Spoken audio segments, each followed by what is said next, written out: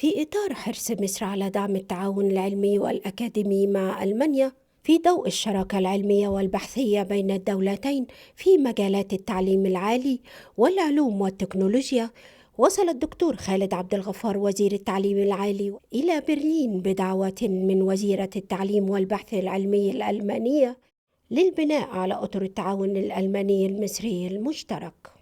كان لقاء مثمر جدا، وتناقشنا في عدة قضايا أهمها تدعيم ودعم الجانب الألماني إلى التقنية أو التعليم الفني في مصر، وعن طريق الجامعات التكنولوجية والكليات التكنولوجية، وهي رحبت جدا بهذا النوع من أنواع التعاون. وتكلمنا أيضا في إنشاء جامعات ألمانية في مصر على أسوة بالجامعات الكندية والإنجليزية والأمريكية، وجامعة من النمسا والمجر التي إن شاء الله سوف يتم افتتاحها من قبل سيادة الرئيس في القريب العاجل في العاصمة الإدارية الجديدة. فيما ثمن وزير التعليم العالي غاليا لقائه ومدير المركز الألماني لعلوم الفضاء، والذي عكس رغبة مصر في استضافة مقر دائم لمركز الفضاء الإفريقي على الأراضي المصرية. ونحن في صدد عن الوكالة الدولية للفضاء المصرية اللي إن شاء الله نستطيع أن احنا نستضيف المقر الدائم للوكالة الفضاء الإفريقية في مصر عندما نتقدم بالملف إن شاء الله في يناير 2018. وقد بحث وزير التعليم العالي المصري ونظيرته الألمانية آليات التعاون بين البلدين في مجالات التعليم العالي والبحث العلمي. Wir haben im Jahr 2007 ein internationales Wissenschaftsjahr gemacht mit Ägypten, das allererste, was Deutschland gemacht hat. Und das hat einen mächtigen Schub in der gegenseitigen Kooperation gegeben.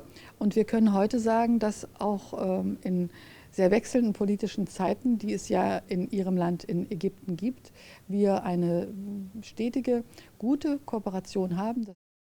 هذا وقد شارك وزير التعليم العالي على هامش زيارته في احتفالية أقامتها السفارة المصرية بمناسبة ثورة 23 من يوليو، حضرها لفيف ضخم من السفراء والمسؤولين الألمان.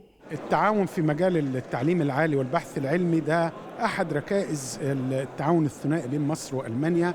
ألمانيا بالفعل أبدت رغبة أكيدة في نقل وتوطين التكنولوجيا ودعم البحث العلمي في مصر. التعليم والبحث العلمي هما أساس ارتقاء وتنمية الدول.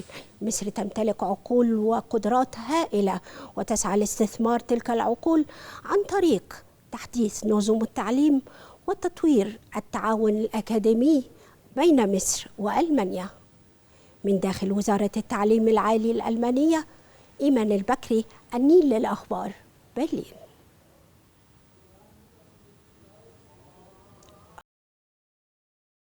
التعليم والبحث العلمي أساس ارتقاء وتنمية الدول. مصر لديها عقول وقدرات واعدة تسعى لاستثمارها عن طريق تحديث النظم المعلوماتية وتطوير وتكثيف التعاون الأكاديمي بين مصر وألمانيا. من داخل وزارة التعليم العالي، إيمان البكري، التلفزيون المصري، برلين.